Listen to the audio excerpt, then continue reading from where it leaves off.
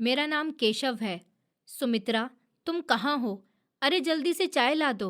मुझे ऑफिस जाने में देर हो रही है। मैं कमरे में बैठा हुआ, जूते पहनते हुए अपनी पत्नी को आवाज दे रहा था, लेकिन उसकी कोई आवाज नहीं आ रही थी। मेरा छोटा बेटा भी रो रहा था। दोनों बेटे अपने स्कूल की तैयारियों में लगे हुए थे। मेरे बड़े बेटे अनूप की उम्र 9 साल और छोटे बेटे स्वरूप की उम्र 7.5 साल की थी। कभी कभी तो मुझे लगता था कि वो दोनों मेरे बच्चे ही नहीं हैं। मेरा रंग काफ़ी साफ था, मैं बहुत गोरा और हैंडसम था, लेकिन मेरे बच्चों का रंग इतना काला था कि मुझे अपने दोस्तों के सामने शर्मिंदगी महसूस होती थी। न जाने ऐसा क्यों था, क्यों मेरे बच्चे मुझ पर नहीं गए थे। कभी कभी तो मुझे मेरे दोस्त भी छेड़ देते थे। वो कहते थे कि केशव, तुमने ये दोनों आइटम कहाँ से लिए हैं? मेरी बेटी, जो मेरे सबसे छोटे बेटे से बड़ी थी, वो अभी तक सो रही थी। उसकी उम्र 5 साल थी। वो अभी तक स्कूल नहीं जाती थी। मेरी पत्नी मुझसे कह रही थी कि मैं उसका स्कूल में एडमिशन करवा दूं, लेकिन मैंने सोचा था कि अभी उसकी इतनी उम्र भी नहीं हुई है कि मैं उसे स्कूल में भेज दूं। अभी वो मेरे हिसाब से बहुत छोटी थी, या फिर मैं ये सब कुछ शर्मिंदगी की वजह से सोच रहा था। मुझे बहुत शर्मिंदगी महसूस होती थी। उसका रंग भी बहुत ज़्यादा काला था। मेरे चारों बच्चों का रंग इतना काला था कि मैं अपने सारे सोशल सर्कल में बदनाम होकर रह गया था। कभी कभी मैं सोच में पड़ जाता था कि न जाने मेरे बच्चों का रंग इतना ज़्यादा काला क्यों है। आखिर वो किस पर गए हैं? मेरा रंग तो बहुत साफ था और मेरी पत्नी का रंग तो मुझसे भी ज़्यादा साफ था। वो बिल्कुल दूध की तरह सफ़ेद थी। तो फिर हमारे ये बच्चे इतने काले क्यों थे? कभी कभी यही बात सोचते सोचते मैं डिप्रेशन में चला जाता था और तरह तरह के ख्याल मेरे दिमाग में आने लगते थे। मेरा छोटा बेटा इस समय बिलख बिलख कर रो रहा था। वो उठ चुका था। वो 1 साल का भी नहीं हुआ था। अब उसे अपनी माँ की ज़रूरत थी और उसकी माँ जाने किन कामों में लगी हुई थी। मुझे सुमित्रा पर बहुत गुस्सा आ रहा था। मैं अपने गुस्से पर काबू करते हुए खुद कमरे से बाहर निकल आया था, मगर वो बाहर भी कहीं मौजूद नहीं थी। फिर मैंने किचन का खुला हुआ दरवाज़ा देखा, तो फिर मैं वहीं पर पहुंच गया था। मैं जानता था कि वो नाश्ता ही बना रही होगी। वो मेरी सोच के मुताबिक जल्दी जल्दी नाश्ता बना रही थी। वो बेचारी घर की अकेली औरत थी और फिर उसके लिए संभालने को मेरे साथ साथ 4 छोटे बच्चे भी थे। उसके सर पर घर का बहुत सारा काम था। वो भागकर घर के सारे काम करती थी, लेकिन काम पूरे होते ही नहीं थे। मैं किचन में दाखिल हुआ और अपनी पत्नी को गुस्से भरी नज़र से देखते हुए बोला, सुमित्रा, ये क्या है? अभी तक तुमने मेरा नाश्ता भी तैयार नहीं किया। तुम्हें पता भी है कि अगर मैं ऑफिस देर से पहुंचा तो फिर मैनेजर मुझे ढेर सारी बातें सुनाता है। मैंने अपनी पत्नी से जब ये बात कही तो वो कोई जवाब दिए बिना जल्दी जल्दी चाय कप में डालने लगी थी। मैंने उसे दोबारा से कहा, सुमित्रा, यार तुम मेरी बात सुन भी रही हो या नहीं? अब मेरे पास नाश्ता करने का टाइम नहीं है, मैं जा रहा हूँ। इतना कहकर मैं किचन से निकलने लगा तो वो बेचारी मुझे पीछे से आवाज़ देने लगी थी, केशव, प्लीज़ रुक जाइए ना। आपको पता तो है कि मेरी तबीयत ठीक नहीं थी, इसलिए मेरी आंख नहीं खुली। प्लीज़ आप नाश्ता करके जाइए और मैं आपका लंच भी पैक कर दूंगी। प्लीज़ रुक जाइए ना। लेकिन मैंने अपनी पत्नी की आवाज़ सुनी तो मैं रुक गया था। मुझे अपनी पत्नी जान से ज़्यादा प्यारी थी। मैं उससे बहुत मोहब्बत करता था और वो मुझसे भी ज़्यादा मुझे मोहब्बत करती थी। लेकिन कभी कभी अपने बच्चों की रंगत को देखकर मुझे ऐसे ऐसे ख्याल आते थे कि मैं अपनी पत्नी से बिल्कुल ही तंग हो जाता था। लेकिन अब मुझे वो ख्याल नहीं आ रहे थे। मेरी पत्नी ने ब्लैक कलर की साड़ी पहन रखी थी, जिसमें उसकी गोरी रंगत चमक रही थी। वो बेहद सुंदर लग रही थी और उसके चेहरे पर आई हुई रौनक देखकर मेरा दिल बेहद खुश हो गया था। मैं जब भी उसे देखता था तो उसके चेहरे पर मुझे रौनक सी नजर आती थी। उसने मुझे रोका तो मैं भी रुक गया था और उसके साथ काम में मदद करवाने लगा था। हालांकि मुझे ऑफिस जाने में देर हो रही थी और मैं जानता था कि अगर मैं ऑफिस देर से पहुंचा तो मैनेजर फिर मुझे सारे स्टाफ के सामने बेइज्जत कर देगा। लेकिन फिर भी मैं अपनी जान से भी ज़्यादा प्यारी पत्नी की बात कैसे टाल सकता था। मैंने सोचा कि मैं कोई ना कोई बहाना बना लूँगा और अपनी पत्नी के हाथों का बनाया हुआ नाश्ता करके ही जाऊँगा। आखिरकार उसने इतनी मेहनत से जो बनाया था, मैं वहीं पर किचन में रखी हुई कुर्सी पर बैठ गया था। वो जल्दी जल्दी नाश्ता तैयार कर रही थी। नाश्ता तो वो पहले ही तैयार कर चुकी थी, बस प्लेट्स में ही डाल रही थी। उसने 3 प्लेट्स एक ही साथ तैयार कर दी थी। मेरी और मेरे दोनों बड़े बेटे भी तो स्कूल जाने के लिए तैयार खड़े हुए थे और मैं जाते समय उन्हें अपने साथ ही ले जाता था ताकि वैन का खर्चा बच जाए और उनको स्कूल छोड़ने के बाद मैं ऑफिस के लिए निकल जाता था। मेरे पास छोटी सी गाड़ी थी जो हमारा गुजारा अच्छा चला रही थी। मैंने कुर्सी पर बैठे बैठे ही नाश्ता कर लिया। हालांकि मेरी आदत मेरे कमरे में नाश्ता करने की थी। मेरी पत्नी कह रही थी कि मैं कमरे में चला जाऊं, वो मेरे लिए वहीं पर नाश्ता ले आएगी, लेकिन मेरे पास अब बिल्कुल भी टाइम नहीं था। मैंने हल्का फुल्का सा नाश्ता किया। मेरी पत्नी ने मुझे लंच बनाकर दिया था, जिसे लेकर मैं गाड़ी में आकर बैठ गया। मेरे दोनों बच्चे अभी तक गाड़ी में नहीं आए थे, वो नाश्ता ही कर रहे थे। मैं उन्हें आवाज़ दे रहा था। फिर 2 मिनट के अंदर अंदर वो भी आ गए थे और पिछली सीट पर बैठ गए थे। तो मैंने गाड़ी घर से बाहर निकाली। हमारे निकलते ही मेरी पत्नी ने दरवाज़ा अंदर से बंद कर लिया था। मैं सुबह को काम के लिए निकलता तो शाम को 8 बजे तक घर वापस आता था। दोपहर को मेरे बच्चे पैदल ही वापस घर आ जाते थे, क्योंकि स्कूल घर से ज़्यादा दूर नहीं था और वो इतने बड़े थे कि एक दूसरे के साथ अकेले ही घर आ सकते थे। जैसे ही मैं घर से बाहर निकला और मेरी पत्नी ने दरवाज़ा बंद किया तो मुझे एक अजीब सी उलझन होने लगी थी। लेकिन मेरा दिल चाह रहा था कि मैं अपनी पत्नी को इस तरह आज़ाद अकेला इस घर में छोड़कर नहीं जाऊं। न जाने क्यों मेरे दिमाग में ये ख्याल बार बार आने लगे थे कि ज़रूर दाल में कुछ तो काला है। हम दोनों पति पत्नी का रंग साफ था, न जाने क्यों हमारे बच्चे इतने काले थे। ये तरह तरह के ख्याल मुझे सता रहे थे। मैं गाड़ी चलाने के साथ साथ ये भी सोच रहा था, जिसका अभी समय नहीं था। तभी अचानक से एक बाइक वाला सामने से आया और मैंने बड़ी मुश्किल से अपनी गाड़ी को ब्रेक लगाई थी। हम बाल बाल बचे थे। मेरे दोनों बच्चे भी डर रहे थे।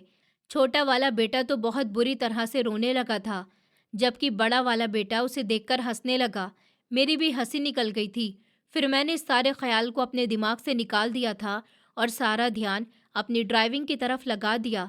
5 मिनट के अंदर उनका स्कूल आ गया तो वो उतरकर चले गए थे। मैंने गाड़ी को तेज़ स्पीड में सड़क पर दौड़ाया था। 10 मिनट के अंदर अंदर मैं भी अपने ऑफिस पहुंच गया था।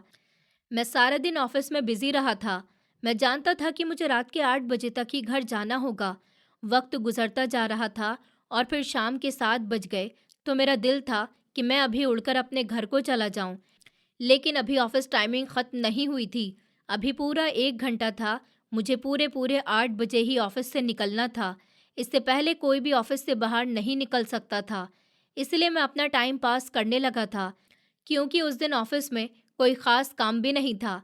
लेकिन टाइम से पहले जाने की परमिशन भी किसी को नहीं होती थी और मैं अपनी मर्जी चलाकर ये नौकरी गंवाना नहीं चाहता था। मुझे 2 महीने की बेरोज़गारी के बाद ही तो ये नौकरी मिली थी, जिसे मैं खुशी और पूरे जोश के साथ कर रहा था। इससे पहले भी मैं एक अच्छे ऑफिस में नौकरी करता था और वहाँ पर मेरी सैलरी भी अच्छी थी, लेकिन फिर वो बंद हो गया था और मेरी नौकरी भी चली गई थी।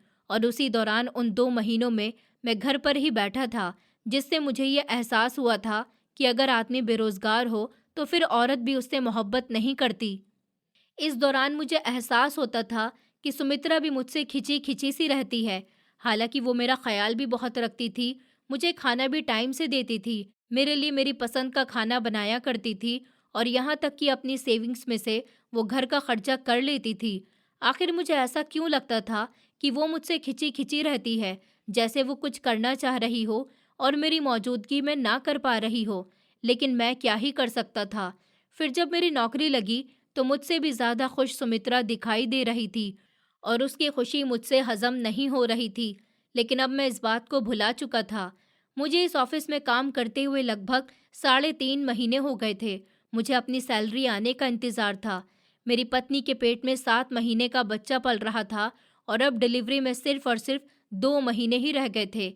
मेरी पत्नी के सारे बच्चे नॉर्मल हुए थे और डॉक्टर ने कहा था कि ये बच्चा भी नॉर्मल ही होगा। ज़्यादा खर्चा भी नहीं होना था, लेकिन फिर भी मैं कुछ पैसे जमा करना चाहता था, क्योंकि जब बच्चा पैदा होता है तो फिर थोड़ा बहुत खर्चा तो होता ही है। अब मुझे बेचैनी से इस बच्चे के पैदा होने का इंतज़ार था और वैसे भी मुझे लगता था कि इस बार बेटी पैदा होगी। मुझे बेटियां बहुत पसंद थी और मेरी ऊपर वाले से यही प्रार्थना थी कि वो इस बार भी मुझे बेटी दे दे, क्योंकि मेरे पास 3 बेटे और एक बेटी मौजूद थी। एक बेटी और हो जाने पर मेरे 5 बच्चे हो जाते। मुझे अपनी पत्नी के डिलीवरी होने का बेसब्री से इंतज़ार था। मैं देखना चाहता था कि आखिर इस बच्चे की रंगत किस पर जाती है। मेरा दिल चाह रहा था कि उसकी रंगत अपनी माँ पर चली जाए और वो अपनी माँ की तरह ही खूबसूरत गोरी चिट्टी हो, लेकिन अभी तक मेरा इंतज़ार ख़त्म नहीं हुआ था। फिर जब घड़ी में 8 बज गए तो मैंने सुकून का सांस लिया और गाड़ी की चाबी उठाकर ऑफिस से बाहर निकल आया था। वैसे तो ऑफिस की टाइमिंग शाम 4 बजे की थी, लेकिन मैं डबल शिफ्ट की जॉब पर लगा हुआ था ताकि मुझे ज़्यादा से ज़्यादा पैसे मिले। मैं अपनी पत्नी का वो उधार भी चुकाना चाहता था जो उसने 2 महीने पहले खर्च किया था जब मैं बेरोज़गार था। उन पैसों की उसने मुझसे डिमांड तो नहीं की थी, उसने खुशी-खुशी उन पैसों को घर पर खर्च कर दिया था। वो बचत के मामले में बहुत अच्छी थी, लेकिन मैं चाहता था कि मैं एक्स्ट्रा काम करके उसके वो पैसे उसे चुका दूं जो उसकी सेविंग्स थी।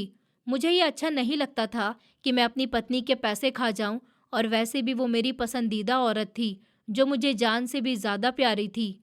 ये अलग बात थी कि बच्चों की वजह से हर समय ही मेरे दिमाग में अजीब-अजीब से ख़्याल आते रहे थे।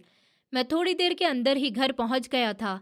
मैं गाड़ी में बैठा हॉर्न बजाने लगा, लेकिन वो अभी तक दरवाज़ा नहीं खोल रही थी। मुझे घर के बाहर आए हुए लगभग 5 से 10 मिनट हो गए थे, लेकिन अभी तक मेरी पत्नी दरवाज़ा खोल ही नहीं रही थी। फिर मैंने मोबाइल निकाला और उसे कॉल मिलाने लगा, तो मुझे उसका नंबर बिज़ी मालूम हुआ था। वो किसी और से फ़ोन पर बात कर रही थी। जैसे ही मोबाइल पर मुझे ये आवाज़ सुनाई दी कि आपका डायल किया हुआ नंबर अभी दूसरे कॉल पर व्यस्त है, तो मेरा खून खौलने लगा था। न जाने वो किससे बात कर रही थी कि उसे इतना तक होश नहीं था कि मैं दरवाजे पर आ चुका हूँ, पर ये मेरे घर आने का टाइम था। उसे इस टाइम पर तो किसी से फ़ोन पर इतना बिज़ी होना भी नहीं चाहिए था। फिर मैं गाड़ी से उतरा और ज़ोर-ज़ोर से दरवाज़ा बजाने लगा। लोहे का दरवाज़ा ज़ोरदार शोर पैदा करने लगा था। फिर 2 मिनट के अंदर-अंदर ही उसने दरवाज़ा खोल दिया। मैंने देखा कि उसका सांस फूला हुआ था। ऐसा लग रहा था जैसे वो भागती हुई आई है। मैं दोबारा से गाड़ी में बैठ गया और गाड़ी घर के अंदर ले आया। मैंने गाड़ी पार्क की और फिर गाड़ी से नीचे उतर आया। वो कमरे की तरफ जा रही थी। मैंने जब उसे गुस्से से आवाज़ लगाई, रुको सुमित्रा, तो वो रुक गई थी और हैरानी से मेरी तरफ देखने लगी, जैसे पूछना चाहती हो कि मैं बेवजह क्यों उस पर गुस्सा कर रहा हूँ। हालांकि मैं बेवजह गुस्सा नहीं कर रहा था, बल्कि गुस्सा करने की वजह मेरे पास मौजूद थी। मैंने कहा, सुमित्रा, तुम कहाँ पर बिजी थी? मैं कब से दरवाज़ा बजा रहा था, तुम्हें आवाज़ ही नहीं आ रही थी, और जब मैंने तुम्हें कॉल की तो तुम्हारा नंबर भी बिजी जा रहा था। तुम किससे फ़ोन पर बात कर रही थी? मेरी बात सुनकर तो उसे जैसे चुप सी लग गई थी। वो मेरी बात का कोई जवाब नहीं दे रही थी। शायद उसे फ़ोन पर बात करने में ये महसूस ही नहीं हुआ था कि मैं उसे कॉल कर रहा हूँ। उसने कहा, केशव, क्या मतलब है आपका? मैं तो किसी से भी बात नहीं कर रही थी। मैं तो किचन में काम कर रही थी। मैं खाना बनाने में बिज़ी थी, इसलिए आपके आने की मुझे खबर नहीं हुई। उसने ये बात कही तो अचानक मेरे दिमाग में घंटियां बजने लगी थी।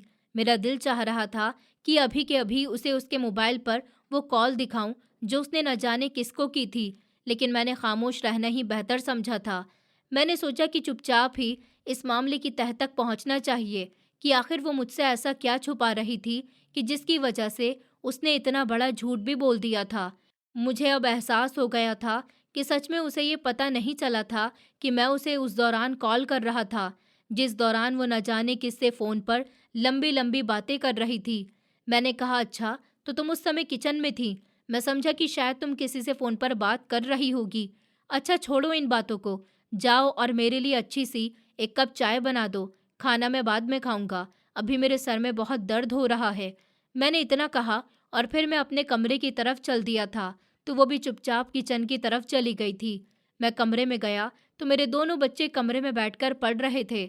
वैसे तो वो अपने कमरे में ही सोते थे और पढ़ाई भी वहीं करते थे, लेकिन अब वो दोनों हमारे कमरे में ही बैठकर पढ़ाई कर रहे थे और दोनों छोटे बच्चे हमारे पास रहते थे।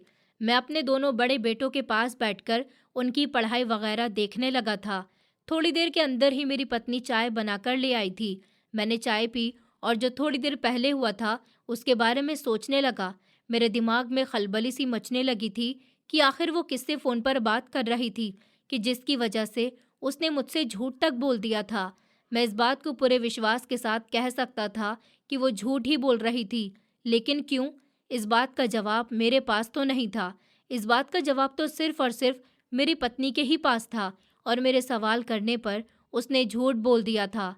मुझे इस बात पर काफ़ी अफ़सोस हुआ था। आखिर मैं कर क्या सकता था? वैसे मैं उसे असलियत दिखा सकता था और बता भी सकता था, लेकिन मैंने खुद ही खामोशी ज़ाहिर कर ली थी ताकि मैं देख सकूं कि आखिर वो किन कामों में लगी हुई है। मैंने सोचा कि मैं 1-2 दिन घर पर बैठकर उस पर नज़र रखूंगा, लेकिन मैं जानता था कि अभी मुझे ऑफिस से छुट्टी नहीं मिल सकती।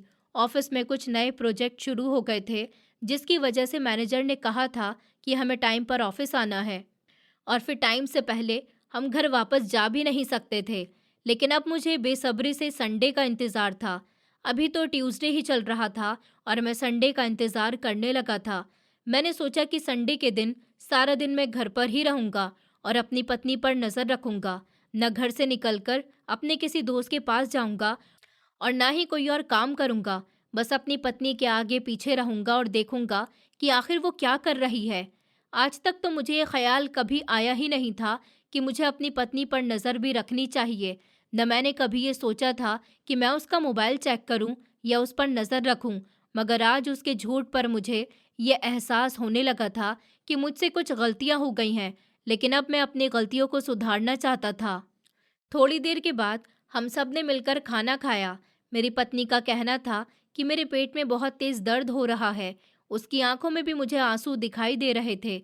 उसके चेहरे से तकलीफ तो साफ देखी जा सकती थी। मैं कभी भी उसको तकलीफ में नहीं देख सकता था, इसलिए मैं अपने दिल की गलतफहमियां भुला बैठा था। मैं अपनी पत्नी को दुनिया में सबसे ज़्यादा प्यार करता था।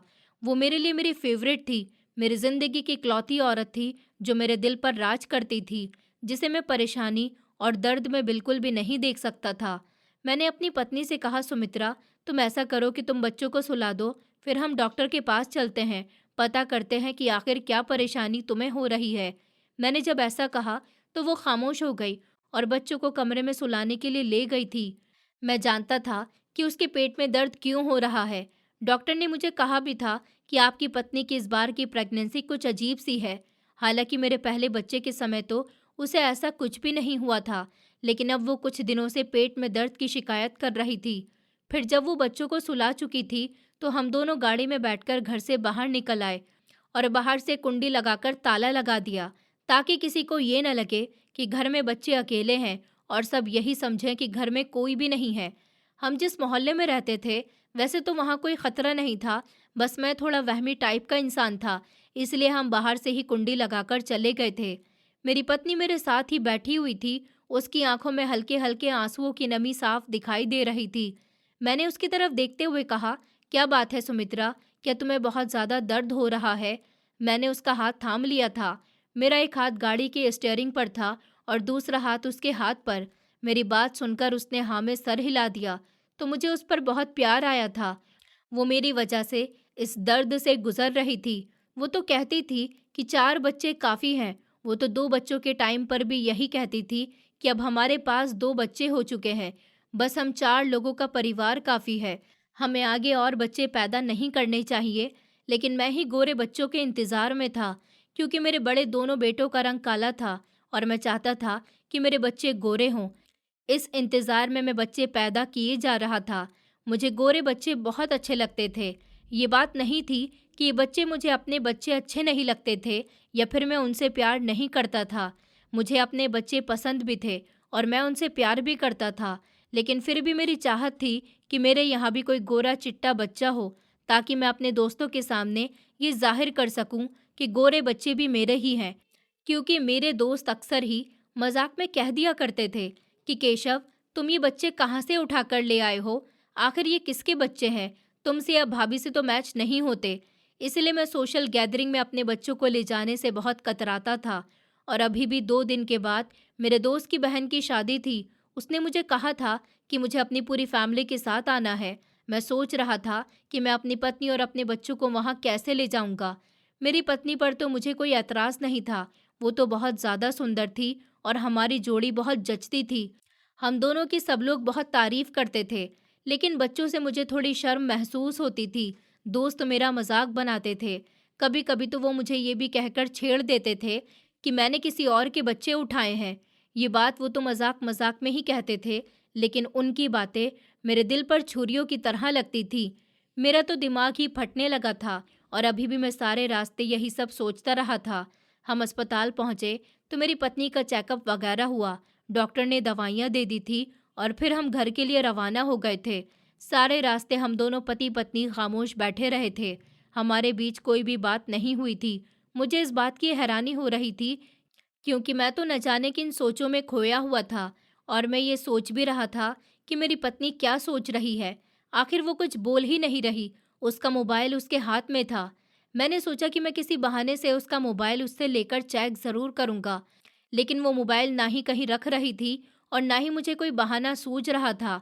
मैंने आज तक कभी भी उसके मोबाइल की चेकिंग नहीं की थी, इसलिए मैं उससे मोबाइल मांगने की हिचकिचाहट महसूस कर रहा था। फिर हम घर पहुंचे तो वो फौरन से कमरे के अंदर चली गई थी। मैंने गाड़ी को लॉक कर दिया था और आंगन में इधर से उधर टहलने लगा था। मेरा सर दर्द से फटा जा रहा था। मेरी समझ में कुछ भी नहीं आ रहा था कि आखिर मेरे साथ ये क्या हो रहा है। मेरे चारों बच्चे ही तवे की तरह काले थे। उनका रंग बहुत ज़्यादा काला था। ये नहीं था कि वो कोई सांवली रंगत वाले थे, अच्छी खासी काली रंगत थी उनकी। मेरे दोनों बड़े बेटे तो छोटे बेटों से भी ज़्यादा काले थे और कभी भी मैं उन्हें कहीं पर भी लेकर नहीं जाता था। जब से मेरे दोस्तों ने मेरा मजाक बनाया था, तो मैंने उन्हें कहीं भी साथ ले जाने से रोक दिया था। मैंने उनसे कहा था कि वो घर पर ही रहकर पढ़ाई किया करें। वो बड़े थे और अकेले भी रह सकते थे। मेरे दोनों छोटे बच्चे ही माँ के बिना नहीं रह सकते थे। मैं सोच रहा था कि मैं कैसे इन सबको अपने दोस्त की बहन की शादी में लेकर जाऊं। वहां पर जाना भी बहुत ज़रूरी था, क्योंकि मेरे दोस्त ने बहुत ज़िद करके कहा था कि अगर मैं अपनी फैमिली को उसकी यहाँ शादी में नहीं लेकर गया तो वो मुझसे नाराज़ हो जाएगा। यही सोच सोच कर मेरा दिमाग फटा जा रहा था। थोड़ी देर के बाद मैं अपने कमरे में चला गया और बेड पर जाकर लेट गया। मेरी पत्नी भी जाग रही थी और छोटी बेटी को दूध पिला रही थी। मुझे बहुत जल्द नींद आ गई और फिर सुबह जल्द ही मेरी आंख खुल भी गई थी, वो भी अलार्म की आवाज़ पर। मैंने ही अलार्म लगाया था ताकि टाइम पर मैं अपनी पत्नी को नाश्ता बनाने के लिए उठा सकूं और ख़ुद भी जल्दी से तैयार हो जाऊं। मैंने अपनी पत्नी को उठाया और ख़ुद बाथरूम में चला गया। फिर जब मैं तैयार होकर कमरे से बाहर निकला तो मेरी पत्नी जल्दी जल्दी हाथ चला रही थी और चूल्हे पर चाय बना रही थी। मुझे अपनी पत्नी की तकलीफ का अच्छी तरह से एहसास था। मैंने सारे बुरे ख्यालों को अपने दिमाग से झटक दिया था और मैं उसकी मदद करवाने लग गया। मैं सुबह के समय कभी कभी उसके काम में मदद करवा दिया करता था। मैं जानता था कि सुबह के बहुत काम होते हैं और वैसे भी ऐसी कंडीशन में उससे घर के काम बड़ी मुश्किल से हो रहे थे। लेकिन जब मैं रात को घर आता तो वो खाना बना चुकी होती। वो अभी भी दर्द की शिकायत कर रही थी। मैंने उससे कहा भी था कि वो दवाइयाँ टाइम से लिया करे तो उसकी तबीयत ठीक हो जाएगी, क्योंकि डॉक्टर ने भी उससे यही कहा था कि उसे कोई ख़ास परेशानी नहीं है, बस प्रेगनेंसी की वजह से ये सब कुछ हो रहा है। फिर मैंने नाश्ता किया और अपने दोनों बड़े बेटों को लेकर अपनी पत्नी को घर में अकेला छोड़कर बाहर आ गया। वैसे भी वो अकेली तो नहीं थी, 2 बच्चे उसके पास भी थे, लेकिन मैं तो नहीं था। मैं भी किसी तरह से उस पर नज़र रखना चाहता था, जो मैं नहीं रख पा रहा था। बच्चों को जल्द ही मैंने उनके स्कूल में छोड़ दिया था। मेरे बच्चे गाड़ी से उतरकर जाने लगे तो अचानक से मुझे मेरा वो दोस्त दिखाई दिया जिसके यहाँ कल हमें शादी में जाना था। उसने इस समय मेरे बच्चों को भी देख लिया था, जो मुझे अच्छा नहीं लगा, लेकिन इस बेचारे ने कुछ भी नहीं कहा। वो तो बस यही कह रहा था कि मैं उसके यहाँ शादी में अपनी फैमिली को लेकर ज़रूर आऊँ। मैंने भी हाँ में सर हिला दिया था और कहा था कि मैं अपनी फैमिली को ज़रूर लेकर आऊँगा। मैं सारा दिन ऑफिस में बिजी रहा था। शाम को जब घर वापस आकर मैंने अपनी पत्नी से इस बात का जिक्र किया तो वो खुश हो गई थी। वो कह रही थी कि मैं भी शादी में ज़रूर जाना चाहती हूँ। वैसे भी मैं घर पर बैठे बैठे थक गई थी, मेरा टाइम नहीं गुजरता। मैंने सोचा था कि चलो अच्छा है, मेरी पत्नी खुश हो गई। अगली सुबह भी आ गई। मैंने आज ऑफिस से छुट्टी ले ली थी। वैसे भी मेरी तबीयत कुछ ठीक नहीं थी और वो प्रोजेक्ट भी ख़त्म हो चुका था जो ऑफिस में चल रहा था, इसलिए मुझे छुट्टी भी मिल गई थी और आज शादी में भी तो जाना था। मैंने अपनी पत्नी से कहा था कि वो अच्छे से कपड़े पहनकर तैयार हो जाए और बच्चों को भी अच्छे से कपड़े पहना दे और हाँ, उनके चेहरे पर कोई क्रीम वगैरह लगा दे जिससे उसकी रंगत ज़रा साफ दिखाई दे। जैसे ही मैंने अपनी पत्नी से ये बात कही तो उसने अजीब सा मुंह बना लिया था। वो तो ऐसी हो गई थी जैसे उसका मूड खराब हो गया हो। जब भी मैं उससे बच्चों की रंगत का जिक्र करता था तो वो मुझे ढेर सारी बातें सुनाने लगती थी। कहती थी कि आप कितनी अजीब सोच रखते हो। आपको अपने बच्चों के बारे में ऐसा नहीं कहना चाहिए। ये हमारे बच्चे हैं, इनका रंग जैसा भी है, आपको इनके रंग को लेकर कभी कोई ऑब्जेक्शन नहीं होना चाहिए।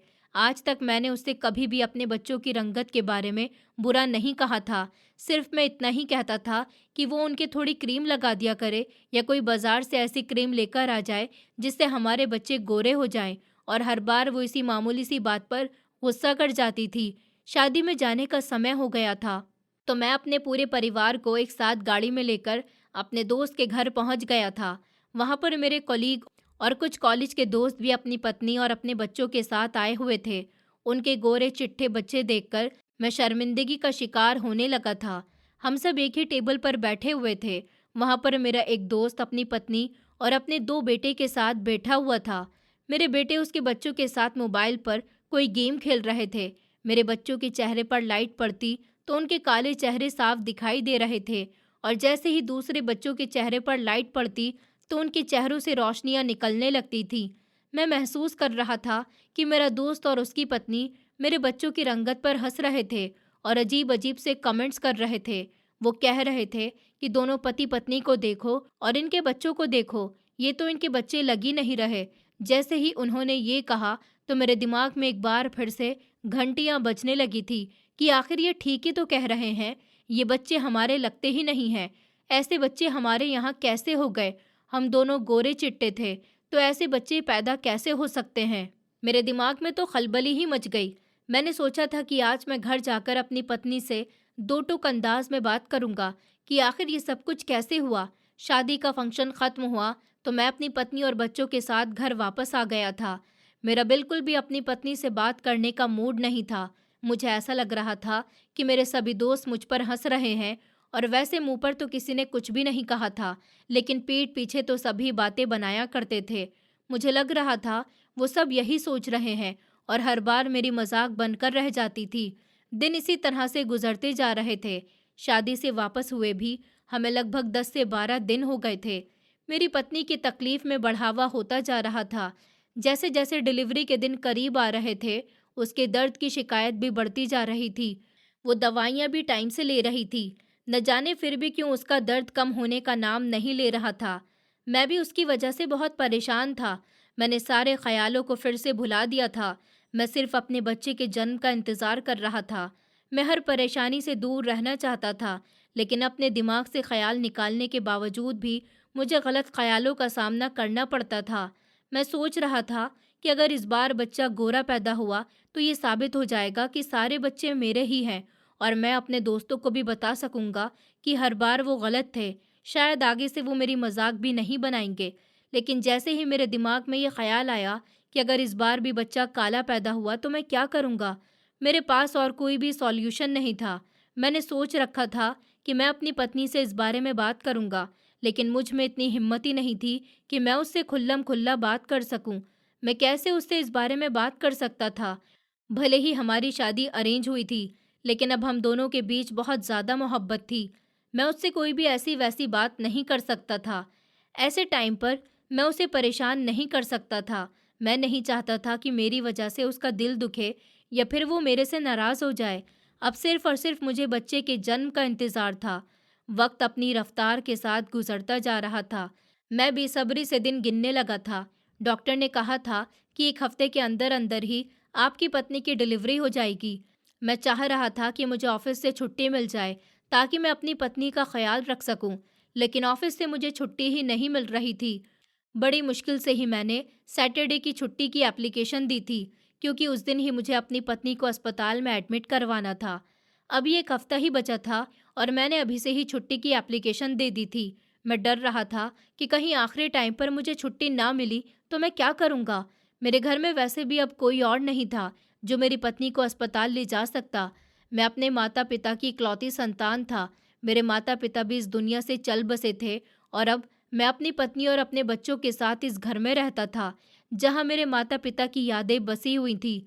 ये घर हमारा अपना था, लेकिन हमारा कारोबार तो कुछ नहीं था, बस नौकरी ही थी। लेकिन फिर भी हमारा गुजारा अच्छा चल रहा था। समय गुजरता जा रहा था। 4-5 दिन तो ऐसे ही गुजर गए थे, और आज फ्राइडे था। मेरी पत्नी ने बहुत ज़्यादा दर्द की शिकायत की थी, तो मैं उसे अस्पताल ले आया था। अस्पताल वालों ने कहा था कि मेरी पत्नी को अस्पताल में एडमिट करना होगा। ये सुनकर तो मैं परेशान हो गया था। मेरे चारों बच्चे घर पर ही थे। फिर मुझे अपनी पड़ोसन का ख्याल आया। वो कभी-कभी हमारी कोई मदद कर दिया करती थी, हमारे घर पर आती-जाती रहती थी। तो मैंने सोचा कि मैं उससे ही कह देता हूँ कि वो थोड़ी देर के लिए मेरे छोटे बेटे को अपने पास रख ले। डॉक्टर ने कहा था कि आज ही मेरी पत्नी की डिलीवरी हो जाएगी।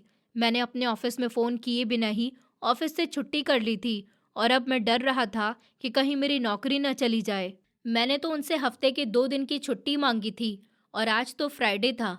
मेरी पत्नी को अस्पताल में एडमिट कर लिया गया था। उसे एडमिट करवाने के बाद मैं वापस घर आ गया और दोनों छोटे बच्चों को पड़ोसन के हवाले कर दिया। मेरी पड़ोसन को इस बात से कोई एतराज़ नहीं था। उसने तो खुशी-खुशी मेरे बच्चों को अपने घर पर रोक लिया था, क्योंकि उसके यहाँ कोई संतान नहीं थी और वो बच्चों के साथ बहुत ज़्यादा खुश हो जाती थी। वो बच्चों की वजह से ही हमारे घर पर आती-जाती रहती थी और फिर उसके पति के साथ भी मेरी अच्छी बोलचाल थी। इसलिए ही मैं बेझिझक उनके दरवाजे पर चला गया। मेरे दोनों बड़े बेटों को मैंने समझा दिया था कि वो घर पर ही रहें और अंदर से दरवाज़ा अच्छी तरह से बंद कर लें, क्योंकि वो भी स्कूल नहीं गए थे। सुबह-सुबह के समय ही मेरी पत्नी की तबीयत खराब हो गई थी, इसलिए सारे घर की व्यवस्था धीरे-धीरे बिगड़ गई थी। अब मुझे एहसास हुआ था कि मेरी पत्नी बेचारी ने कैसे अकेले पूरे घर को संभाल रखा था और वो हमारा ख्याल भी रखती थी।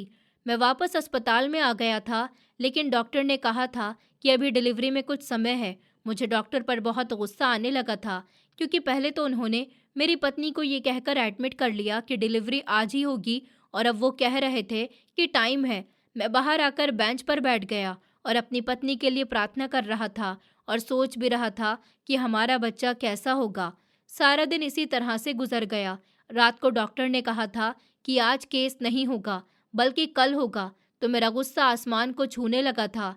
आज का दिन इसी तरह से बर्बाद हो गया था और वो भी सिर्फ और सिर्फ डॉक्टरों की वजह से। ऑफिस से भी मुझे कॉल आई थी। ये तो भला हुआ था मैनेजर का कि मैंने उन्हें फ़ोन पर समझाया था कि मेरी पत्नी की डिलीवरी होने वाली है।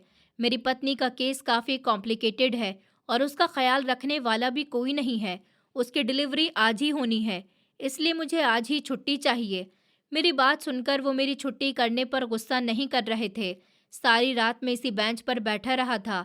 मुझे 1 मिनट के लिए भी नींद नहीं आई थी और वैसे भी अस्पताल में हर तरफ रोशनी जल रही थी।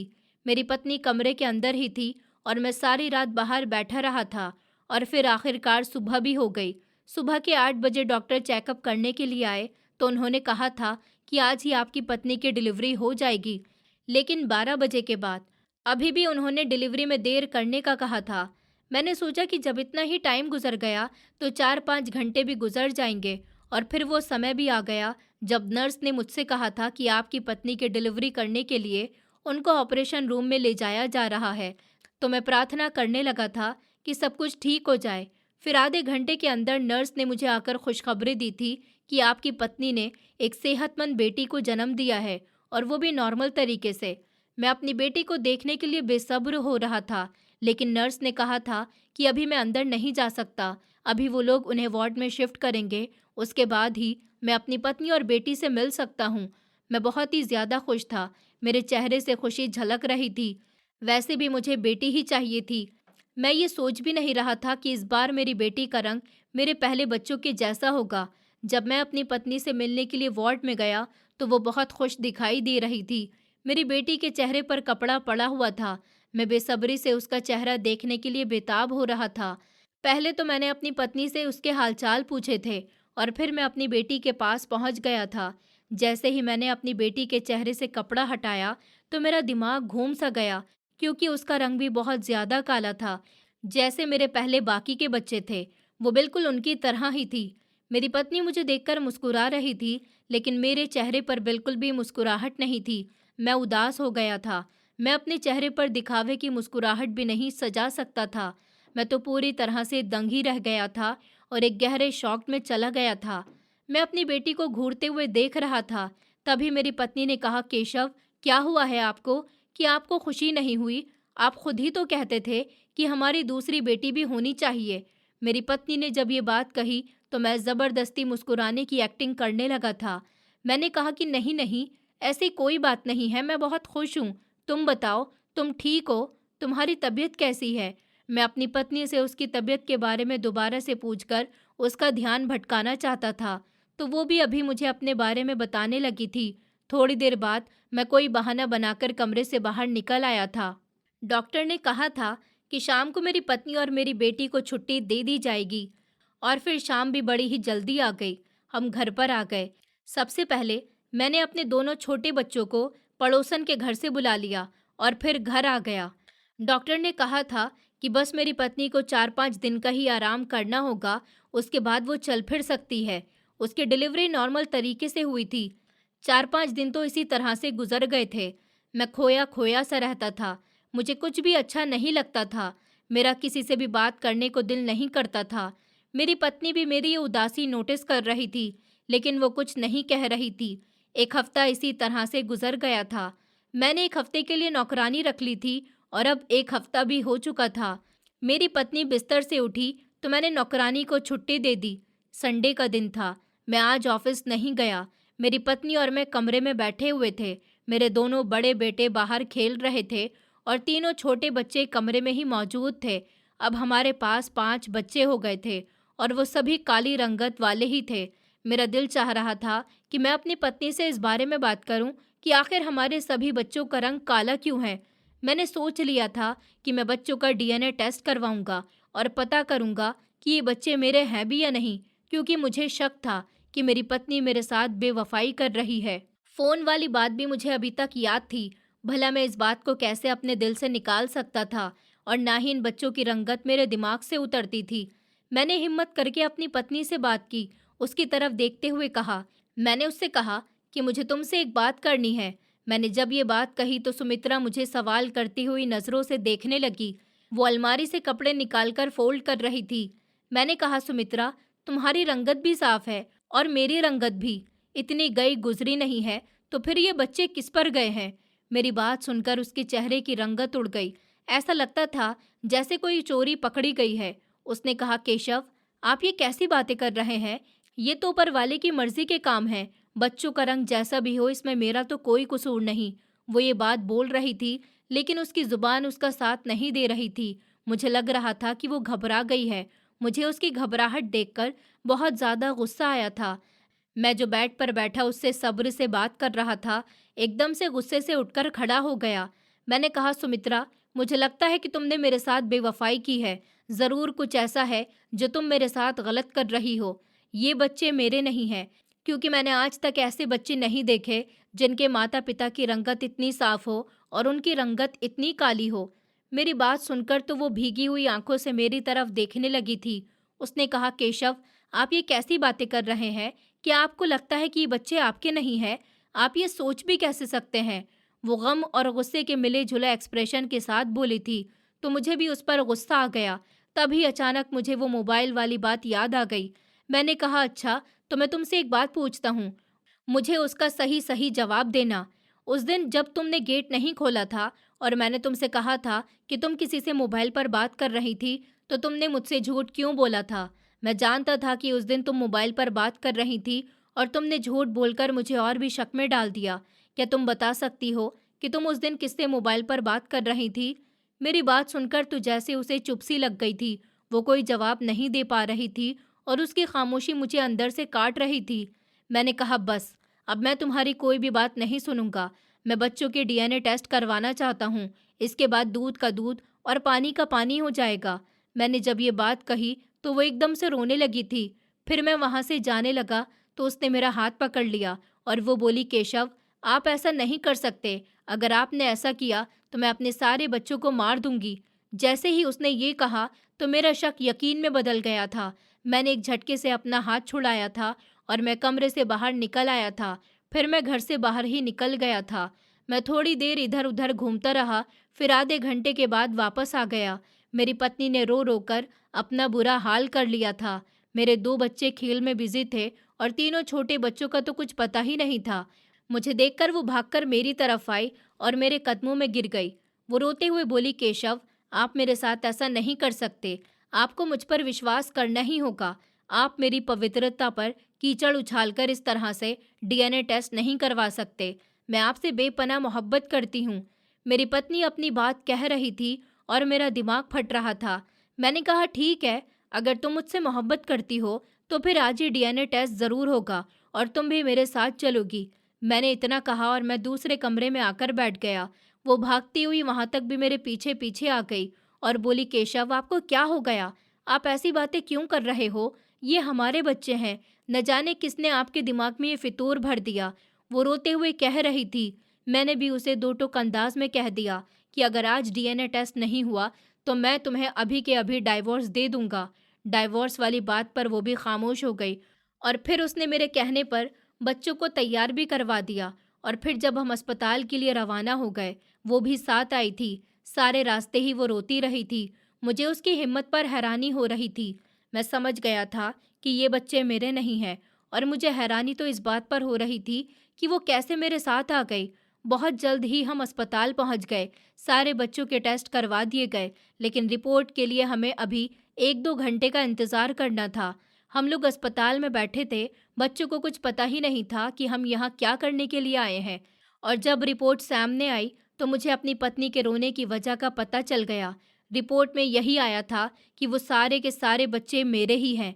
मेरी पत्नी भीगी हुई नज़रों से मुझे देखते हुए कह रही थी कि आपको मुझ पर विश्वास नहीं था ना? अब तो विश्वास आ गया होगा कि ये बच्चे आपके ही हैं। डीएनए टेस्ट की रिपोर्ट मेरे हाथ में ही थी। मेरा दिमाग फट रहा था कि आखिर ये क्या माजरा है।